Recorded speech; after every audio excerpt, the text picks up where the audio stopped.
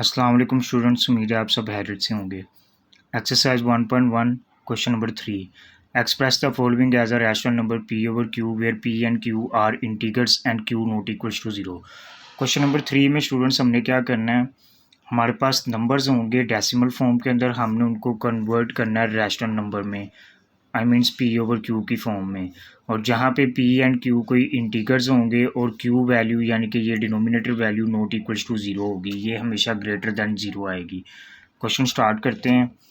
Exercise 1.1 question number 3, इसका हमारे पास first part है। क्वेश्चन नंबर 3 का पहला पार्ट 0.4, उसके ऊपर है बार। अच्छा, थोड़ा सा कंसेप्ट ज़रा आपको पिछला रिवाइज करवाता चलता हूँ जो हम लोगों ने पहले पढ़ा था पिछले क्वेश्चंस के अंदर। पिछले क्वेश्चन में हम लोगों ने रैशनल इरैशनल नंबर पढ़े थे। रैशनल नंबर की सेकंड कैटेगरी हम लोगों ने पढ़ी थी रिकरिंग डेसिमल नंबर्स।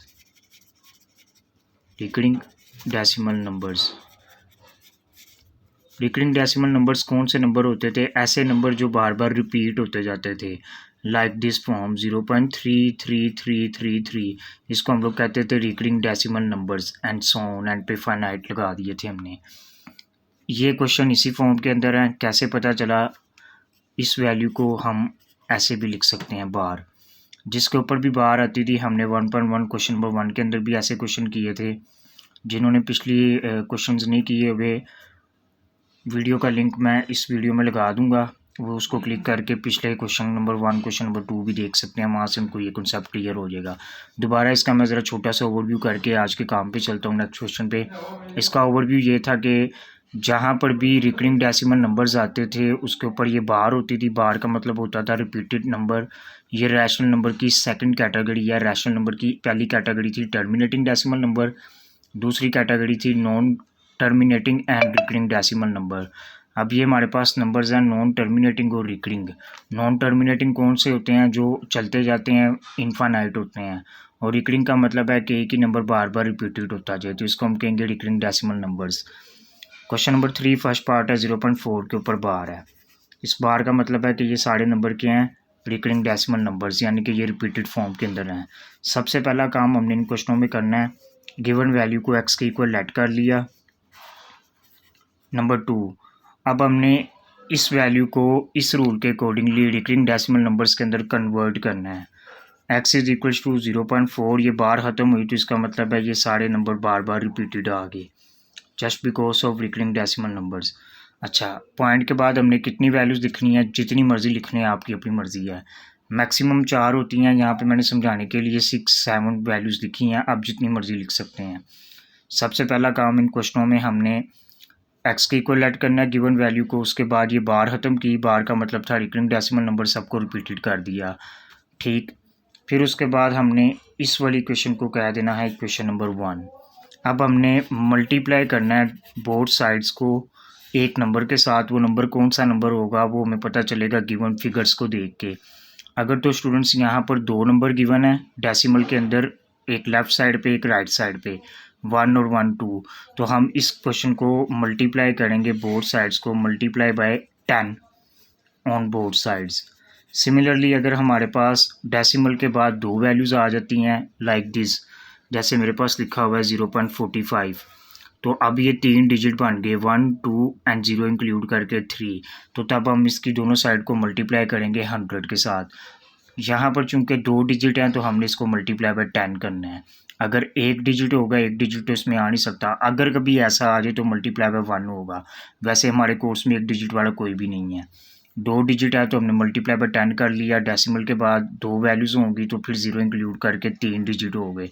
फिर हमने मल्टीप्लाई बाय 1000 कर देना बोथ साइड को। सेम इसी तरह अगर 4 डिजिट हों क्वेश्चन के अंदर गिवन, डेसिमल के बाद 3 वैल्यूज़ और 1 वैल्यू डेसिमल से पहले 0 वाली, तो तब हमने इसको मल्टीप्लाई बाय 1000 करना है। जितने डिजिट आएंगे उतने हिसाब से हमने 0 बढ़ाते जाने हैं। 2 डिजिट है तो मल्टीप्लाई बाय 10, 3 डिजिट होंगे लाइक दिस फॉर्म तो मल्टीप्लाई बाय 100, 4 डिजिट होंगे तो multiply by 1000 and so on. अच्छा, ये चीज़ क्लियर होगी। Multiply by 10 on both side. इस तरफ भी मैंने 10 से मल्टीप्लाई कर लिया, लेफ़्ट साइड पर भी एंड राइट साइड पर भी हमने 10 से मल्टीप्लाई कर लिया। अच्छा, ये समझाने के लिए इतनी वैल्यूज़ दिखी थी क्वेश्चन के अंदर। हमें वैसे 3-4 वैल्यूज़ भी एनफ होती हैं, क्योंकि आगे डॉट है, इसका मतलब है ये वैल्यूज़ चलती जा रही हैं। अब इन दोनों वैल्यूज़ को मैं मल्टीप्लाई करूँ, ये तो सिंपल सा आ जाता है 10x। जबकि इस साइड वाली वैल्यू को हम लोग सोल्व करते हैं कैलकुलेटर की मदद से। 10 मल्टीप्लाई बाई 0 पॉइंट, मैंने पॉइंट के बाद 4 वैल्यूज़ यहाँ पे लिखी हैं, ठीक है, आप जितनी मर्ज़ी लिख सकते हैं। तो ये मेरे पास आंसर आ रहा है 4.444, इस साइड का 4.444। अच्छा, अब ये जो क्वेश्चन आई है ना, इसको हमने नाम दे देना है क्वेश्चन नंबर 2 का। अच्छा, जितनी वैल्यूज़ मैं यहाँ पे लिखूँगा पॉइंट्स के बाद, उतनी वैल्यूज़ ही यहाँ पर होनी चाहिए। ये मैंने जस्ट आपको समझाने के लिए इतनी वैल्यूज़ लिखी थी। चूँकि यहाँ पर 4 हैं तो हम इसको भी 4 वैल्यूज़ तक ही लिखेंगे, ठीक है। यहाँ तक हो गया। अब इसके बाद हमने क्या करना है, हमने इस वैल्यू को सब्ट्रैक्ट करना है। सब्ट्रैक्टिंग इक्वेशन नंबर 1, ये वाली इक्वेशन को सब्ट्रैक्ट करना है फ्रॉम 2। इक्वेशन नंबर 1 को 2 से हमने सब्ट्रैक्ट कर देना है। इक्वेशन नंबर 2 ये है, इक्वेशन नंबर 1 ये है। अच्छा, इक्वेशन 2 बड़ी टर्म है, इसलिए हमने इसमें से 1 को लेस करना है। क्वेश्चन नंबर 2 की लेफ़्ट साइड ये है और 1 की लेफ़्ट साइड ये है। मैथमेटिक्स का एक बेसिक रूल है, लेफ़्ट में से लेफ़्ट साइड को लेस करते हैं, राइट में से राइट साइड को, जब भी कभी इस तरह की फॉर्म में क्वेश्चन आएगा। लेफ़्ट में से लेफ़्ट साइड को कर दिया सब्ट्रैक्ट। 10x बड़ी टर्म थी, क्वेश्चन नंबर 2 थी, इसमें से 1 को लेस करना है, 10x माइनस एक्स। सिमिलरली ये वाली साइड लिखी, राइट हैंड साइड इसकी पहले 4.444, इसमें से हमने लेस करना है इस टर्म को। तो मैंने आगे बताया था जितने पॉइंट के बाद वैल्यू जितना ना उतनी ही ये लिखनी है, 0.444। अच्छा, ये तो डायरेक्टली आ जाएगा, 10 में से 1 गया, ये आ गया 9x। यहाँ पर कितनी वैल्यू आएगी, इसको हम लोगों ने सोल्व करना है कैलकुलेटर की मदद से। यहाँ पर हमने लिख लिया 4.444 माइनस 0.444। अच्छा, ये मैंने एग्जैक्ट फिगर लिखे हैं तो मेरे पास आंसर भी एग्जैक्ट आएगा। अब यहाँ पे स्टूडेंट जो मिस्टेक करते हैं जिसकी वजह से उनका आंसर गलत आ जाता है, वो ये जनरली मिस्टेक करते हैं कि यहाँ पे इसी तरह वैल्यूज़ इतनी ज़्यादा लिख देते हैं, नीचे कम लिखते हैं। मैंने समझाने के लिए ज़्यादा लिखी थी, लेकिन इसके अंदर मैंने उतने ही फिगर लिखे हैं जितने फिगर पॉइंट के बाद यहाँ पर थे। क्वेश्चन नंबर 2 में डेसिमल के बाद 3 फिगर्स थे, तो मैंने क्वेश्चन नंबर 1 में से भी डेसिमल के बाद सिर्फ 3 फिगर चूज़ किए, 1, 2 एंड 3 यहाँ पे लिख दिए। अब ये 444 इस 444 में से गया, 4 में से 0 गए, तो आंसर मेरे पास कैलकुलेटर फॉर्म के अंदर भी एग्जैक्ट 4 आ जाएगा। अगर आपकी यहाँ पे एग्जैक्ट वैल्यू नहीं आ रही, इसका मतलब है कि आपने लेट करते हुए यहाँ मल्टीप्लाई करते हुए कोई मिस्टेक की है। ये हमें क्वेश्चन के अंदर ही पता चल जाएगा। अगली चीज़, अब हमने फाइंड करनी थी इस एक्स की वैल्यू गिवन नंबर की, क्योंकि ये जो गिवन नंबर होता है ना, ये वाला, इसको हम लोगों ने कन्वर्ट करना होता है पी ओवर क्यू में। तो एक्स की वैल्यू ही हम लोग फाइंड कर रहे हैं। एक्स को एक तरफ रहने दो, 9 इधर मल्टीप्लाई है, 9 को इस साइड पे ले आओ, तो ये डिवाइड फॉर्म में आ जाएगा। अच्छा, यहाँ पर आके मेरा क्वेश्चन हो चुका है एंड। अब ये मुझे कैसे पता चलेगा कि आंसर आ गया है? सिंपली कैलकुलेटर पकड़ना है, जो वैल्यू लिखी है 4 डिवाइडेड बाई 9, इसको सोल्व करते हैं। हमारे पास एग्जैक्ट यही वैल्यू बननी चाहिए जो क्वेश्चन में गिवन थी। डेसिमल में कन्वर्ट किया 0.444, ये तो वही नंबर आ गया जो हम लोगों ने रिकरिंग डेसिमल फ्रैक्शन से कन्वर्ट करके लिखा था। तो इसका मतलब है कि ये जो मैंने फाइनल वैल्यू लिखी है, ये मेरा आंसर बिल्कुल एग्जैक्ट ठीक है। अगेन एक दफ़ा रिपीट कर देता हूँ, गिवन वैल्यू होगी, सबसे पहले हम लोगों ने उसको कन्वर्ट कर दिया रिकरिंग डेसिमल नंबर्स में, उसके बाद हमने मल्टीप्लाई करना है। इन डिजिट को देख के 2 डिजिट थे तो multiply by 10 on both side, 3 digit होंगे तो consequently multiply by 100 on both side. Multiply किया है, बाद में मैंने, ये बड़ी इक्वेशन थी क्वेश्चन नंबर 2, इसमें से इसको सब्ट्रैक्ट किया, 1 को, लेफ़्ट में से लेफ़्ट को सब्ट्रैक्ट किया, राइट में से राइट को सब्ट्रैक्ट किया। ये सब्ट्रैक्ट करने के बाद जो वैल्यू आएगी ये एग्जैक्ट फिगर आना चाहिए। अगर तो ये एग्जैक्ट फिगर आया, इसका मतलब ये वैल्यू बिल्कुल ठीक है। फिर मल्टीप्लाई करके इस वैल्यू को यहाँ पे लिख दिया, ये मेरे पास आंसर फॉर्म आ गया। कैसे पता चला? कैलकुलेटर पे सोल्व करके। ये वही वैल्यू एग्जैक्ट देगा जो वैल्यू यहाँ पर आ रही थी। तो 0.4 के ऊपर जो बार आई है, इसका आंसर आएगा 4/9। ये हमारा क्वेश्चन 1 कंप्लीट हो गया।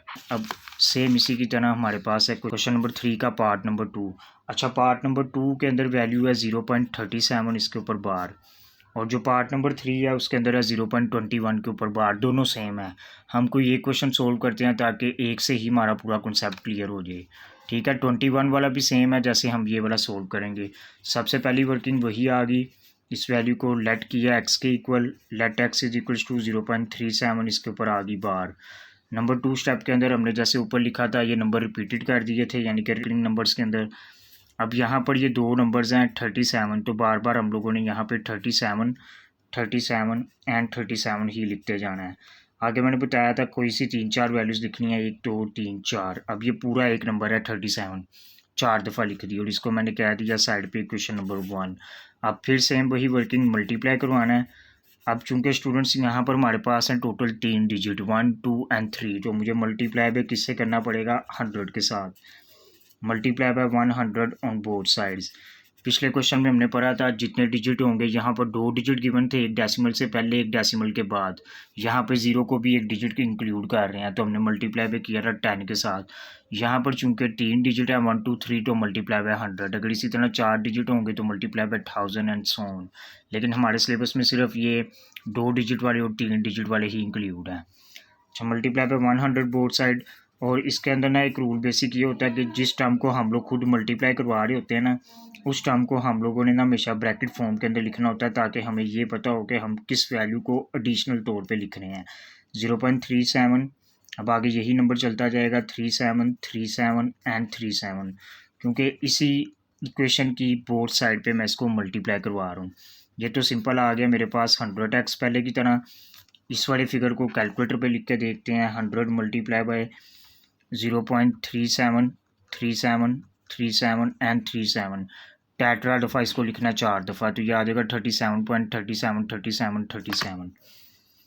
अच्छा, ये वैल्यू आपको अगर पता भी है ना, तब भी आपने कैलकुलेटर पे ही सोल्व करनी है, क्योंकि इसमें 0.1 का भी मिस्टेक का चांस नहीं छोड़ना। अगर एक भी फिगर गलत लिख दिया तो पूरा क्वेश्चन गलत हो जाएगा।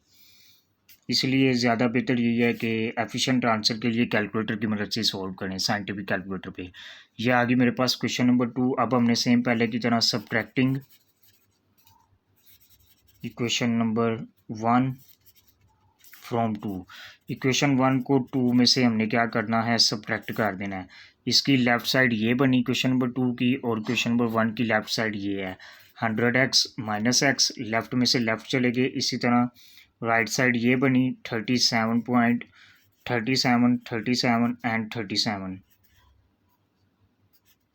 और इसकी राइट हैंड साइड ये बड़ी बनी 0.37 37 37 एंड 37। ये वैल्यूज़ लिख दी। 100 में से 1x गया तो ये बचा हमारे पास वैल्यू 99x। ठीक है। सेम इसी तरह 37.37 37 37 में से हम लोगों ने लेस करनी है 0. टेट्रा 37 37 37, फिर लास्ट पे ये देखें, ये भी एग्जैक्ट वैल्यू दे देगा 37 पहले की तरह। अच्छा, अब फिर पहले की तरह हमने x की वैल्यू फाइंड करनी है। 37 को इधर ही लिखा रहने दो, 99 मल्टीप्लाई है, इधर ला के डिवाइड कर दो। अब ये मेरे पास वो रिक्वायर्ड नंबर आ चुका है, यानी कि गिवन नंबर की, given decimal recurring decimal number की फ्रैक्शनल फॉर्म या आम जुबान में रैशनल नंबर वाली फॉर्म ये है। कैसे पता चला, इसको कैलकुलेटर पे लिखते हैं। 37 डिवाइडेड बाय 99। जी ये देखें जी स्टूडेंट्स, मेरे पास आंसर है 0.373737। आगे एग्जैक्ट वही वैल्यू। ये हमारा इतना सा छोटा सा टॉपिक है। Question number 3 exercise 1.1। जितने भी गिवन नंबर्स हैं उनको उसने कहा था रैशनल नंबर में पी ओवर क्यू की फॉर्म में लिखें, और इस तरह से लिखें कि वो पी ओवर क्यू ऐसे नंबर होने चाहिए जिसके अंदर जो डिनोमिनेटर टर्म है कभी भी 0 की इक्वल नहीं आएगी। तो पहले क्वेश्चन में भी हमने फाइंड की, ये डिनोमिनेटर टर्म 0 से ग्रेटर थी, 9 है। सेम इसी तरह दूसरे में भी 0 से ग्रेटर है। ये एग्जैक्ट 0 भी नहीं हो सकती और 0 से छोटी भी नहीं आएगी। इसमें प्लस पॉइंट ये है कि सारी वैल्यूज़ पॉजिटिव में आती हैं, नेगेटिव वाली कोई वैल्यू नहीं आती। अगर यहाँ पर हमसे मल्टीप्लाई में कोई मिस्टेक हो गई है तो यहाँ पर एग्जैक्ट फिगर नहीं देगा, यानी कि इधर भी पॉइंट्स की फॉर्म आ जाएगी। और जिस क्वेश्चन में यहाँ पर पॉइंट्स की फॉर्म आ गई है उस क्वेश्चन में हमें देख के पता चल जाता है कि ये वैल्यू हम लोगों ने गलत लिखी है या यहाँ पर पॉइंट्स में कोई मिस्टेक हो गई है। इसका हमने 2 पार्ट्स किए हैं स्टूडेंट्स। थर्ड पार्ट 0.21 वो भी सेम ऐसे ही है जैसे ये वाला सोल्व किया है। थर्ड वाले पार्ट को आप सब ने सोल्व करके कमेंट सेक्शन में बताना है कि थर्ड पार्ट इजी था या मुश्किल था। अपनी राय का इज़हार करना है। सब ने बताना है कि वो क्वेश्चन सब ने ज़ुबानी किया है, किसी ने देख के तो नहीं किया। ये आप लोगों ने कमेंट सेक्शन में बताना है थर्ड पार्ट सोल्व करके। ये क्वेश्चन नंबर 1 आ गया 3 का फर्स्ट पार्ट, और ये इसका आ गया सेकंड पार्ट। थर्ड वाला पार्ट आप लोगों ने सोल्व करना है। उसके अंदर भी 3 डिजिट है, 0.21 वैल्यू है, 3 डिजिट है। सेम यही प्रोसीजर रहेगा, एंड पे वैल्यू आएंगी फ्रैक्शनल फॉर्म में, उसको हम पॉइंट्स में कन्वर्ट करके देख लेंगे कैलकुलेटर की मदद से, तो हमें पता चल जाएगा कि गिवन फिगर सही आए हैं कि गलत आए हैं। ये था हमारा छोटा सा टॉपिक स्टूडेंट्स। होपफुली सबको समझ आया होगा। वीडियो अच्छी लगे तो लाइक करें, शेयर करें, कमेंट करें, चैनल को सब्सक्राइब करें। मिलते हैं नेक्स्ट वीडियो में। अब तक के लिए इतना ही। अल्लाह हाफिज़।